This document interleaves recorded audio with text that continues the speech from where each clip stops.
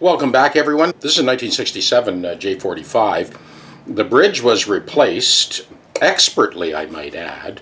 Complete refret, also done impeccably. Super professional job. The bridge plate underneath was also swapped out. The plywood one was taken out and a solid maple one was put in. So as I got on the home stretch with this, I started sort of checking the intonation, and we found some trouble in paradise. Have a look at this. So here's the issue. Now, I don't know what the story was on this bridge, if it came pre-slotted. I mean, the fella that put the bridge on did an excellent job. But this is precisely why I designed my bridge slotting jig the way I did, because I never slot a bridge until it's glued onto the guitar, and I calculate it, and I know I'm going to get it right every single time. So what we're going to need to do with this one is we're going to need to fill in that slot, and I will walk you through it step by step with the bridge slotting jig and show you exactly how I calculate the perfect placement of the saddle every single time. But I wanted to walk you through this because I wanted to show you why we're going to this trouble. Open string and 12th fret. It's about 6 cents flat. Now there's a little bit of room on the saddle here, but not enough to line this up. Let's go to the A string. It's 10 cents flat, and I've already chased that focal point to the leading edge. Here's our D string. Yeah, 8 cents flat. Again, right at the leading edge. G. 12. Yeah, 6 cents flat. All of the strings need to move forward. There's our second string.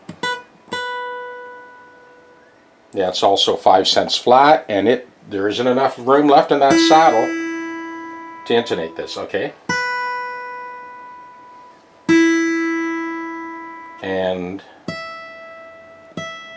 And that's about 4 cents flat. Now the customer had brought this in for a compensated nut and to install the LR bag system. So before I go there, before I do the compensated nut, I want to once again demonstrate. Here's the B note on the 7th fret of the bass string. Here's the octave. Yeah, you can see it's about 7 cents flat. There's our E on the 7th fret of the A. These are new strings.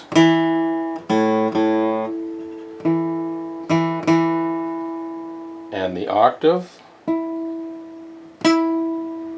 it's about 8 cents flat. D string, here we go, A and the octave. Whoa, that's like 12 cents flat. 3rd string, 7th fret, and octave. That is 15 cents flat. Now that string is right at the leading edge of that saddle. There is no way this guitar will ever intonate with that saddle in the place it's in. We need to fill it and reslot it. Let me finish what I started. Here's our 2nd string, 7th fret and octave. That B string is the closest, and even it does not have enough room to make the adjustment. And lastly, got that high E, 7th fret and octave. Okay, it's 5 cents flat. Before I go to the trouble of filling in that bridge, recalculating and reslotting, I wanted to demonstrate clearly why this needs to be done. Oh, I'm pulling off these strings I just put on and taking out that new pickup system I just installed, and we'll start all over from scratch.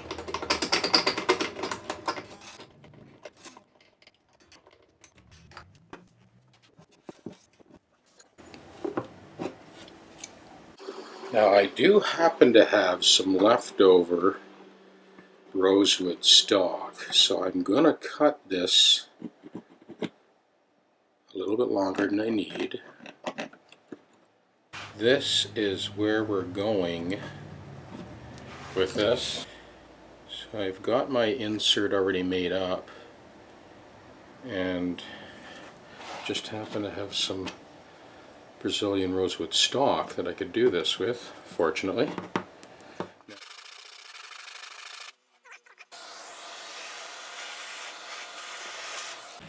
Okay, now we're in the driver's seat. I always run a piece of masking tape over it simply because it's a lot easier to see a pencil line on this.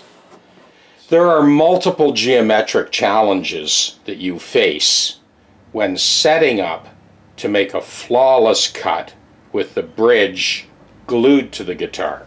But the engineering behind this one is such that all I do is finger tighten these fasteners, and this does not budge. It is rock solid. The other geometric consideration you need to take into account, in most cases, of course, the guitar is much deeper at the lower bout and then gradually tapers to a thinner depth towards the neck.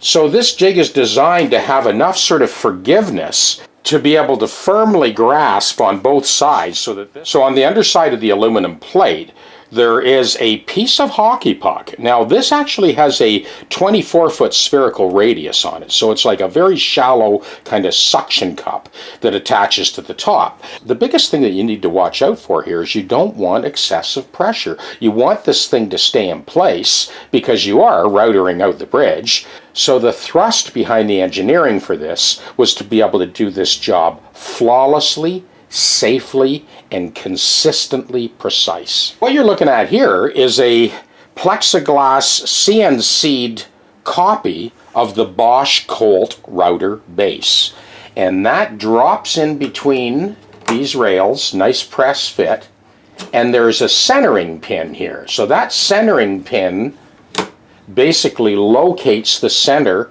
of the 1/8 inch router bit. Here, again, simple solution to a complex problem. Those clips act as a positive stop. Long before you flick that switch on the router, you know exactly what the trajectory is. This pin tells you exactly where that cut is going to be made. This is the start point here. This is the stop point there. So now we're ready to make the cut. So I start with the cutter just kissing the top of that rosewood bridge, then I make my adjustment from there.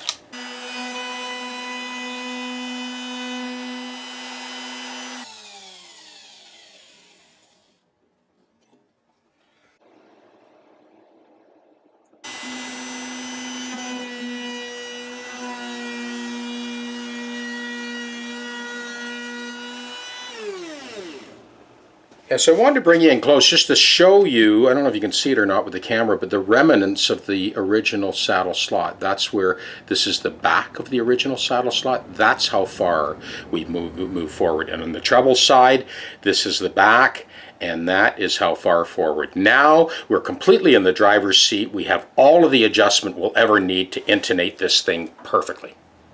So let me take this apart and explain as I go. First of all, no wrenches, no excessive force, just finger tightened. And that was enough to easily hold that in place while we routed. Other side, same deal, just finger tightened. So that, my friends, is exactly how the new bridge slotting jig works.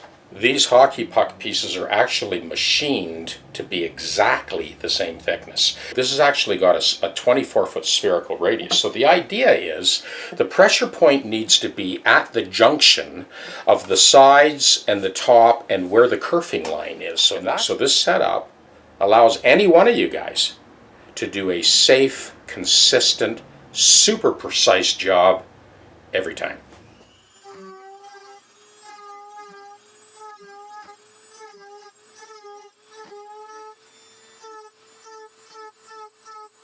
This is our final compensated nut. This is the relocated compensated saddle. So that tuning check we did right at the very beginning of the video, we're going to do it again now. Okay, we're back now with the final tuning check. After the compensated nut, the relocated compensated bridge saddle, and the system has been installed. There's our 6th string and 12th fret. And then 7th fret and octave.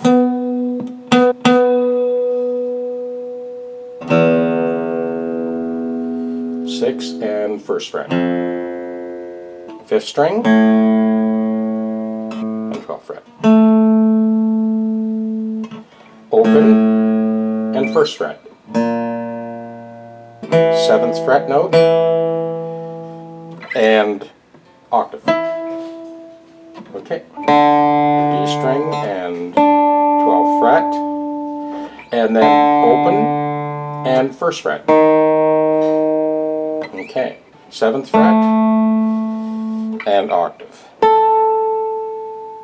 Okay, 3rd string, 12th fret,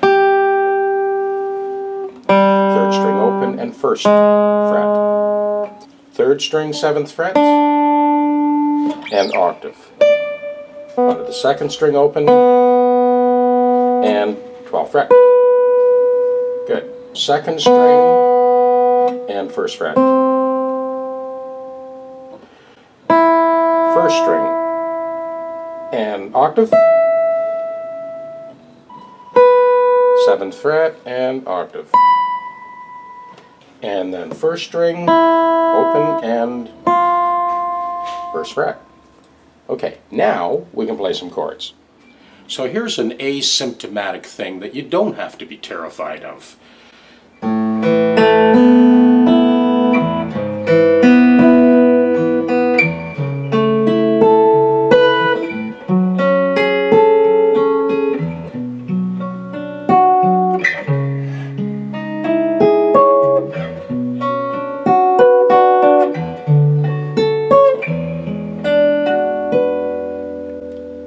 Okay, so I've looped that progression in, you guessed it, A. And we're going to let that play. And I'll just blow over top of it now that this guitar is 100% perfectly in tune. And you'll hear it. Have a listen.